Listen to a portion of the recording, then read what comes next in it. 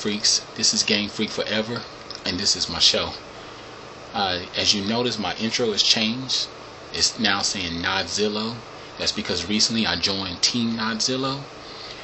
We thought it would be a good thing. Me and Rich, the rookie, we actually kind of talked a little bit, and he thought about, since I'm doing retro videos, I'm still keeping my YouTube channel, but all this means basically is that now my videos will be posted on his website as well. You can check it out in the Via News section. It's going to be nodzillo.com. Now this week I just wanted to move on to this week's shout outs. It goes to a couple of UK gamers. We got Paragon Gaming UK, and then we also have FailGoodInc with his friend Ricey. They both have their own little channel. What it is that they both do commentary, but they also do actual gameplay, walkthroughs, a little bit of joking here and there. So they're good YouTubers to follow. Check them out in the link in the description below. Now this week I just wanted to move on to a couple retro games that I've been wanting for quite a while, that mean a lot to me. They're really high on my list of favorite games. First one that I wanted to talk about is Mega Man 2. I have to say that this probably is one of my favorite games. It's probably up there with Mortal Kombat, and then also God of War 3. It's probably, when I think of a favorite game, I think of a game that I can continue to play all the time. If I was stuck on an island, would I want to play this game all the time? Yes, in a heartbeat. I still love this game, and I was playing it the other day, just having all these fond memories of when I was 12 years old, just thinking about how you could take all these bosses and basically be able to use their powers against them, because one is fire, you got to use water, one is quick, you got to use this to slow them down, you got to use air to take out this other person, because there was Airman, there was Waterman, there was Woodman, there was Quickman, there was Flashman. I'm just trying to think of them all off the top of my head. But basically, after you beat all these bosses, you then go on to fight Dr. Wily, and you gotta go through his little maze of bosses too. So it's just a really overall great game. It just made me dive into the Mega Man series. Out of all the Mega Man games, hand down, it's one of my favorite games. It's probably like number 1 or number 2 favorite games of all time, hands down. Then wanted to move on to another game that I've been wanting. Last video I was talking about the difference between Mortal Kombat 1 on the Sega Genesis and then on the Super Nintendo, between the graphics, gameplay, the blood. Well, on the Super Nintendo, I think Mortal Kombat 2 is the way to go. Simple reasons, because not only did they incorporate the blood, the fatality, the brutal kills, they incorporated everything that you needed. I mean, it just overall was just a great feeling. And out of all the Mortal Kombat games, this probably is my favorite one. That, and it's kind of a tie between the new Mortal Kombat that just recently came out last year. I had that one. I gotta go back and get that one. I'll probably get it for the PS3, simply just because I thought it felt better on there control wise. Then the next game that I got that I've been wanting for my collection, which I've already played on numerous occasions, and I'm actually currently working through it hard mode, and so that way I can unlock God mode, is God of War 1. People always ask me, and let me just show you the game on the inside. It's got the booklet, and it's actually got the game inside too. People ask me all the time, why do I love this game so much? I love this game because Kratos was a warrior. He didn't care about much. He always was out to win. He was a battler. He was an overcomer. He always had this ambition to drive, the thirst to kill, the desire to do whatever it takes to win, whatever it took. And so one day he was on the battlefield and he was almost about to get killed. When he looked up to the skies and he saw Ares, the god of war, and he was like, I pledge my life to you. I give everything I got to you. And Ares was like, okay. So at that day, he wrapped those chains around his arms. He burned them into his skin. So those blades are forever in his hands. So anytime he needed to go to war, he could just release them. He could automatically just knock somebody out and kill them without any thought. Well, one day Ares sent him out to take out a village. As his servant, he was doing what his master told him to do. Well, the only thing was, Ares wanted full power, full control of Kratos' mind, so he tricked him. In the back of the hut, he just went in and swinging blades and just killed everybody. Well, he ended up killing his wife and his daughter. And as they died and their bodies died, ashes started to spread. The ashes went all over his skin, became white, and that's why he became known as the Ghost of Sparta. Well, after that day, he sought vengeance. He started saying, well, I'm going to kill Ares because he betrayed me, he tricked me, he wanted everything, he can't have everything. So throughout the whole entire game, you're getting powers from all these guys, like the power of Medusa or the power of Zeus, being able to use all these so that you can be able to kill a god. So that's what basically happens through the whole entire game. Not to tell too much, but I just love this game so much I can't help it. But yeah, I'm actually working my way through this game right now.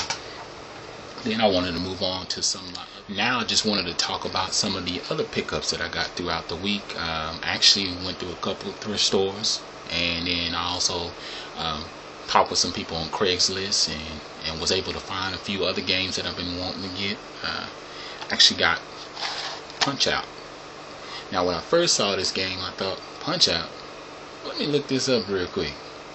Turns out it's Mike Tyson's Punchout. I was thinking that it's gotta be. Well, the thing was, when it first came to the States, well, overseas it was Punchout, but when it came to the States, that's when they named it Mike Tyson's Punchout. Still the same game, still got all the same little battles of going through the nice little boxes, and you just this little guy, Little Mac, you just the underdog trying to battle your way through all these vicious fights and brutality. So yeah, it's a really good game. Definitely would advise to get that. And one of my games that really been wanting, another game, I know I say that a lot and people just like you say that all the time, but I just know certain games that I'm really passionate for. It's the adventure games, like the side scrollers, old school side scrollers. And the game I got was the original Castlevania. I love this game. Man, I just had so much fun with it. The only thing about it is those old school games, if you don't make it all the way through, you lose. And if you lose all your men, that's it. You're dead. You got to start all over again. That's what makes you want to play the entire game through one sitting. So yeah, this is a really good game. Make sure you pick that up if you got an NES. Then another game that I thought was really good was Gaiden 2. I actually love 1 and 2. I haven't actually got to play 3 yet, because I was playing the trilogy. I was playing part 3 on my emulator the other day, and I was thinking about that. I said, man, I never got to play this game. It's actually pretty fun. But this game actually sparked a lot of memory for me when I was sitting down thinking about the show and stuff like that.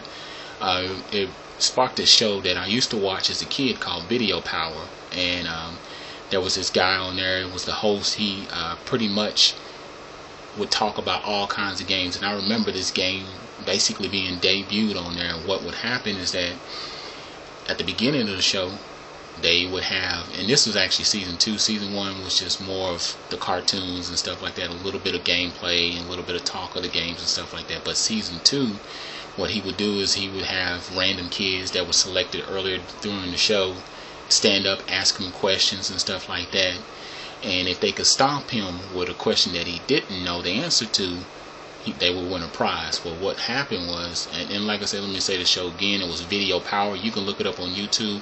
I also put the link down in the description with a little video play and stuff like that. But the show pretty much circled around video games, everything about video games. But the kids had an opportunity to ask him a question. Either they stomped him or they didn't get him. Either way, they had an opportunity to come down. 4 players would come down. They would have about 2 minutes to play the game.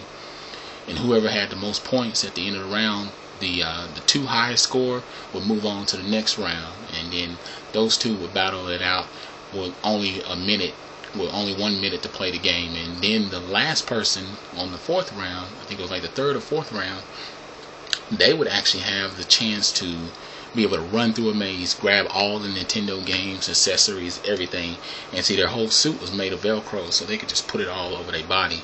I thought that was the coolest thing. So they were able to run through the maze for like 40 seconds, grab everything that they wanted, and then run out, and they got to take all the games home.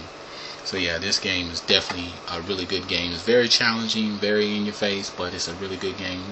Be sure to pick that up, Gaiden 2. And then Michael Jordan versus Larry Bird. Not a big sports fanatic as far as basketball goes. I love football, but this is a really good game for the NES. And then some other pickups that I got throughout the week. Prince of Persia. It's actually the Sands of Time. It's a really good game. I love the Prince of Persia series. Pretty much every game except for the first ones. It was just hard. But that was one of the first games that came out on the 3D. It was for the PlayStation 2. It was the first kind of 3D game element where he used the element of being able to rewind back. If he died, he could rewind back anytime. He was able to run up walls, flip, do all kinds of stuff. Then the next game that I got was Grand Theft Auto 3. I love this game. It actually made me fall in love with the Grand Theft Auto series. Everything about it. The lead character was Claude. What I thought was kind of odd was that he didn't talk. And so I was thinking about that. I said, well, I need to find out why this dude didn't talk. Well, he was a protagonist. And the thing about it, he had too many deep levels to go into. And the creators of the game thought it would be easier to keep the story side of him out of it, as far as who he was, where he came from, his bio, all that other stuff. So they said, we're just going to keep him quiet. It made it easier. He said, because when they did move on to Vice City, they said it took so long to make the game because they had to strip away every element and just talk about everything about Tommy Vercetti. And it was like, oh my God, this is so draining. So they said, we're just going to keep it real simple with this guy. We're not even going to show anything about him. We're just going to point towards the characters, the lead characters, keep them interesting. And that's what they did. And it turned out to be one of the biggest games. And I think it propelled the PlayStation 2 to the status of where it is now. It's probably forever one of the best consoles out there. And then I got 50 Cent Bulletproof. I love that game. Beyond Good and Evil. Really good game with Jade. And actually, Beyond Good and Evil is another one of my favorite games. It's Jade, the lead character, a female lead character. She basically is living in a city where it's under attack. They're basically finna fall under doom and control, and they're going to be subject to slavery and all kinds of treatment, raw treatment that they didn't want to subdue. And so she goes on a trip to save them. Her and her friend, a couple of her friends, they gather together and they're saying, you know what, we're going to fight back, we're going to get our city back. And it's actually a really, really good game. I actually downloaded it for the PlayStation 3 as well. I think they brought out a high def version. So yeah, definitely check that game out. And a few other games. I went to the thrift store and I got Jurassic Park for the Sega Genesis. Nice little condition. No booklet though. And then also I got Rebel Raiders. And I also got Twisted Metal Black. Now here's another game that I love that actually got me interested in the Metal Gear series, was Metal Gear Solid 2, Sons of Liberty. It's in this nice little GameStop box, but I only paid maybe $1 for it, so pretty good game. But I love this one, man. I love the stealth, I love the kills and everything about it. It got me really, really interested, and I love the lead character and all that. Now, last week, I talked about a game that I got, and it didn't have the game in the case. Well, this week, I went to the pawn shop, and I saw this game, which was Samurai Warriors. Actually, the game was behind the other game, so I actually got two games in one. Well, it had this game in there, Minority Report. So I was able to get the game that I was looking for. I knew I saw it at the pawn shop, so I was like, man, I gotta go back and get that. So it's Minority Report. But other than that, that's my games for this week. It's been fun talking about what games I got. If you want a shout out, just hit me up on Twitter. I'll make sure to shout your name out. But other than that, it's been a pleasure talking to you guys, and continue to be game freaks. I'm out.